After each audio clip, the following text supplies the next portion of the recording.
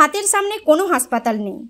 ৩-৪টি গ্রাম পঞ্চায়েতের প্রায় ২৫ থেকে ৩০টি গ্রামের বাসিন্দাদের কারো শারীরিক সমস্যা হলে বেশ কয়েক কিলোমিটার দূরে হয় চন্দ্রকোনা গ্রামীণ হাসপাতাল কিংবা ক্ষীরপাই গ্রামীণ হাসপাতালে নিয়ে যেতে হয়। তাই চন্দ্রকোনা ২ ব্লকের ঝাগড়াগঞ্জ এলাকায় সরকারি হাসপাতালের দাবি তুললেন ওইসব গ্রামের বাসিন্দারা। এ নিয়ে ১৫ই সেপ্টেম্বর রবিবার বিকেলে ঝাগড়া হাই স্কুলে একটি গণকনভেনশনের আয়োজন করা হয়। ওই কনভেনশনে বিভিন্ন পেশার মানুষ ছাড়াও রাজনৈতিক দলের নেতা ও জনপ্রতিনিধিরা উপস্থিত ছিলেন। তারা কনভেনশনের শেষে তারা ঠিক কি বললেন শুনে নিন। রিপোর্ট ও সংবাদ পাঠে আমি অনামিকা বন্দ্যোপাধ্যায়। জানেন যে ঝাগড়া চন্দ্রকোনা থেকে দূরত্ব প্রায় 10 কিলোমিটার এবং ক্ষীরপাই 12 কিলোমিটার এবং ঘাটালের যে হাসপাতাল অবস্থিত সেটা 26 কিলোমিটার দূরে।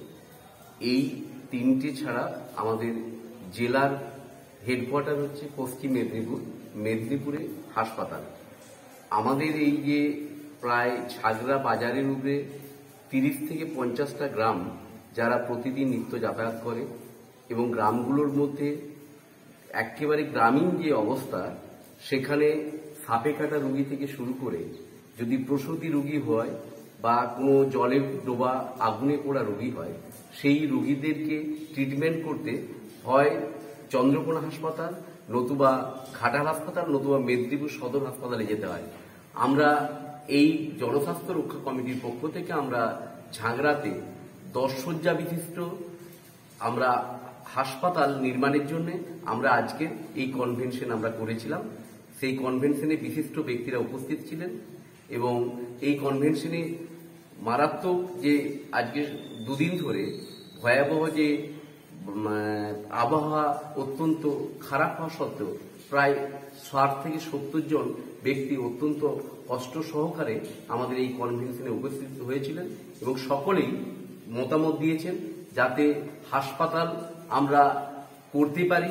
অত্যন্ত দ্রুত গতিতে এই আন্দোলনের কাজকে আমরা নিয়ে যাওয়ার জন্য আমরা এই আজকের কনভেনশনকে আমরা সফল করার জন্য এই আয়োজনটা আমরা করেছিলাম।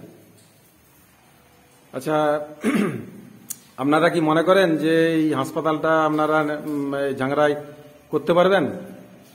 আমরা মনে করি যে জনগণ যদি চায়, জনগণের সদিচ্ছা থাকলে এবং আন্দোলনকে আমরা যদি দীর্ঘস্থায়ী রূপ নিয়ে গড়ে তুলতে পারি, আমরা এখানে চাইছি যে দলমত নির্বিশেষে তৃণমূল, বিজেপি, কংগ্রেস, এসইউসিআই আমরা কোনো দলকে আমরা এখানে প্রাধান্য দেব না। আমরা মনে করি দলমত নির্বিশেষে বা ধর্ম বর্ণ নির্বিশেষে যে কোনো মানুষ এই আন্দোলনে আসতে পারেন। ফলে আন্দোলনকে যদি আমরা লাগাতার এগিয়ে নিয়ে যেতে পারি তাহলে আমরা আন্দোলনে জয়লাভ করবই। আচ্ছা, এখানে ঝাগড়া পাশাপাশি কতগুলো গ্রাম অবস্থিত? এখানে প্রায় এখান থেকে প্রদীপটা এখান থেকে কতটা? এখান থেকে আমাদের চন্দ্রকোনা টু আর কি, চন্দ্রকোনা যে গ্রামীণ হাসপাতাল এবং ক্ষীরপাই যে গ্রামীণ হাসপাতাল আছে, হ্যাঁ, সেখানে যেতে গেলে আমাদের বিভিন্ন যে ইন্টেরিয়ার গ্রামগুলো আছে, যেমন দামোদরপুর, যেমন হচ্ছে পুরাঞ্চক, এই সমস্ত গ্রামগুলোর দূরত্ব হবে প্রায় 15 কিমি। আবার এই ঝাগড়া থেকেও যদি যাওয়া যায় তাহলেও দূরত্ব হবে কম করে 10 কিমি থেকে 12 কিমি। এরকম গ্রামগুলো আছে যে গ্রামগুলো অত্যন্ত, এবং শুধু ওই দুটো নয়, আমরা অনেক সময় বলে থাকি যে আমরা হয়তো দুটো অঞ্চল না, আমাদের 4 নম্বর কুয়াপুর অঞ্চল আছে, বান্দিপুর 1 নম্বর আছে, বান্দিপুর 2 আছে, এমনকি আমাদের যে মানিককুণ্ড গ্রাম পঞ্চায়েত তারও কিছুটা আছে, আবার মনোহরপুর অঞ্চল পঞ্চায়েত তারও কিছুটা আছে। এইভাবে বিস্তৃতভাবে প্রায় আমরা দেখেছি যে 50-60খানি গ্রাম, এবং এই 50-60খানি গ্রামে সবাই মূলত কিন্তু যাতায়াত এই ঝাগড়া।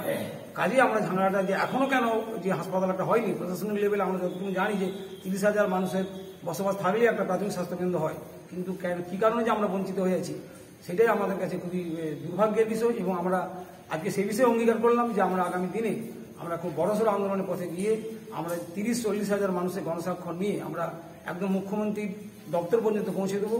এবং আমরা আশাবাদী সরকার নিশ্চয়ই বিষয়টাকে ভাববেন, আমরা সে আশা রাখছি। এবং শান্তিপূর্ণভাবে এই জন্য আন্দোলনকে যতদূর নিয়ে যেতে হয় আমরা ততদূর নিয়ে যাব। Thank you. তার আগে আমি এই কারণেই আমার কথাগুলো রাখার আগে আমি ক্ষমা চেয়ে নিচ্ছি যে আপনারা প্রায় 2টোর সময় এই সভাটা ডেকেছিলেন। প্রচন্ড প্রতিকূলতা 3 দিন ধরে প্রচুর পরিমাণ বৃষ্টি চলছে এবং আমি একটি রাজনৈতিক দলের সঙ্গে যুক্ত, তার সঙ্গে সরকারিভাবেও আমি একটি জায়গা পেয়ে আমাকে বাধ্য হয়ে এই অঞ্চলগুলোতে ছুটতে হচ্ছে এই মুহূর্তে, কারণ একে মানুষের ঘরগুলো পড়েছে এবং বিভিন্ন জায়গায় যে চাষাবাদের মানুষের জমি জায়গা থেকে দূরে, সেই কারণবশত আমার আজকে একটু দেরি হয়ে গেছে। আমি তোমার কাছে ক্ষমা প্রার্থী যে আমি ক্ষমা চেয়ে নিচ্ছি যে আমার সময়টা 2টোর সময়, আমি 2টোর সময় আসি। তারপরে বলি আসার সময় রাস্তায় বিভিন্ন জায়গায় আমার চোখে নজরে যেগুলো পড়েছে, কোথাও কোথাও দোকানে দাঁড়িয়ে আছে, কেউ কোথাও কাজ খেলছে, কিন্তু এটাকে কত বড় উদ্যোগ, কত মানুষের জরুরি প্রয়োজন, এটা আমাদের মনে হয় আরেকটু নিজেদের বোঝার খামতি। কারণ আমরা যদি কাজ খেলার দিকে মন দিই, অন্যান্য অপ্রয়োজনীয় কাজে মন দিই, তাহলে এত বড় সাধু উদ্যোগ আমাদের কিন্তু আরো কষ্ট দেখতে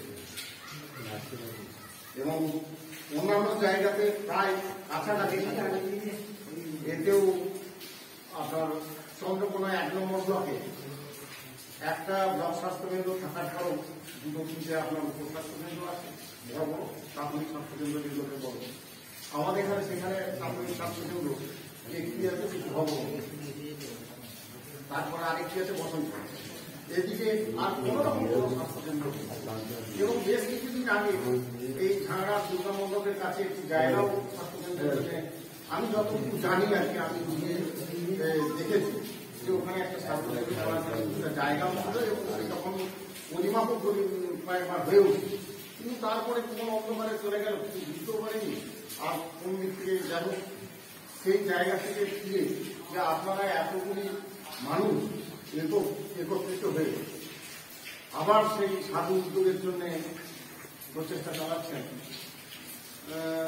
আমরা এর আগে যারা বক্তব্য দিচ্ছিলেন তারা বললেন যে চেষ্টা করব, আমাদেরকে করে ছাড়তে হবে যে কোনো মূল্যে, তাকে যেখানে যেতে হোক, যে পরিস্থিতিতেই হোক, যার মাধ্যমে হোক। আমার কে কি ধারা, কে কোন রাজনৈতিক দল করে, কে কোন ধর্মের, কে কোন বর্ণের মানুষ আমার দেখার দরকার নেই। যার মাধ্যমে গেলে সুবিধা হয়। আমরা আমাদের ধর্মের ক্ষেত্রে দেখেছি যে কাঠবিড়ালিও রামের মানতে সাহায্য করেছে। তো সেক্ষেত্রে আমাদের যদি ছোট ছোট প্রয়াস, কারো কোথাও যদি সাহায্য সহযোগিতা চেয়ে থাকে, কারো যদি আত্মীয় স্বজন সূত্রেও কোনো বড় অফিসার, বড় কোনো মন্ত্রী, বড় কোনো আমলা, কাউকে দিয়ে এই কাজটা করার নিতে হবে, আমাদের কাছে যেতে কোনো আপত্তি নেই। এবং সেখানে যদি আমার মতো একটি ক্ষুদ্র মানুষকে দরকার হয়, একটু আগে করবেন, কারণ আমরা কোথাও না কোথাও একটু আধটু থাকি। আমাকেও যদি যেতে হয় আমি যাব, এবং যেখানে গিয়ে বললে আপনাদের এই স্বাস্থ্যকেন্দ্র আসবে, এবং শুধু স্বাস্থ্যকেন্দ্র নয়, একটা এমনি ওই করে উপস্বাস্থ্যকেন্দ্রের মতো করে দিন, সেটা হলে হবে না। ন্যূনতম একটা অন্তত 10 বেডের 10 বেডের হসপিটাল, আমরা চাইবো 50 বেডের, কিন্তু ন্যূনতম যাতে 10 বেডের হসপিটাল হয়, এবং সেখানে যাতে রোগী ভর্তি বা প্রসূতি তারা ভর্তি থাকে এবং তাদের উপযুক্ত পরিকাঠামো, চিকিৎসা এবং অপারেশন, এই সমস্ত যাবতীয় পরিষেবাগুলো পায়, সে ধরনের হসপিটালের জন্য আবেদন করবো আমরা। আবেদন বলতে এই ন্যূনতম আবেদন করুন, খাতায় কলমে লেখা হলো, তারাও বলে দিলে একটা উপস্বাস্থ্য কেন্দ্র দিয়ে দেবো, সেই রকম করে লাভ নেই। করতে গেলে করার মতো করতে হবে এবং আমাদের সবাইকে চাই, তাতে আমরা সবাই মিলে অগ্রণী ভূমিকা পালন করবো। এখানে অনেক বিদগ্ধ মানুষ আছে, তাদেরও সঙ্গে বিভিন্ন জায়গায় মানুষের সঙ্গে চেনা পরিচিতি আছে। আমরাও চাইবো যে সেই চেনা পরিচিতি মানুষের মাধ্যমে এগিয়ে যেতে। বিশেষ করে প্রতিবাবু তো আছেনই, তারপর সব উকিলবাবু সহ যারা আছেন তাদেরকে ধন্যবাদ জানাই যে আমার মতো একটি ক্ষুদ্র মানুষকে আপনারা আমন্ত্রণ জানিয়েছিলেন, এবং আমি আসতে দেরি হলেও আমি তবু এসে আপনাদের অংশগ্রহণ করতে পেরেছি। এবং আমাকে যেখানে কাজে লাগাতে চাইবেন আপনারা আগামী দিনে, আমি সেই জায়গায় আমার ক্ষুদ্র প্রচেষ্টায় যতদূর আপনারা যেটা বলবেন সরকারি পরিষেবা দেওয়ার জন্য, অবশ্যই যাতে ঝাগড়া শুরু হয়। এই এলাকার সারাউন্ডিং মানুষ, চন্দ্রকোনা 1 নম্বর ব্লকের সেদিকে যে স্বাস্থ্যকেন্দ্রটি আছে, সেখানে যাওয়ার আগে যেসব পাইপ করা ওইসব সাইডের যে মানুষগুলো আছে তারা কিন্তু এদিকেই যাবে। তো অতএব শুধুমাত্র এদিকের মানুষগুলির দিকে ভাবতে হবে, সেগুলোকেও বেশ কিছু এলাকার মানুষ আমাদের এই জায়গায় সামিল হবে, এই আশা রাখছি। এবং আগামী দিনে যাতে এই স্বাস্থ্যকেন্দ্রটি হয় তার জন্য সর্বতভাবে সবাই মিলে প্রচেষ্টা গ্রহণ করব।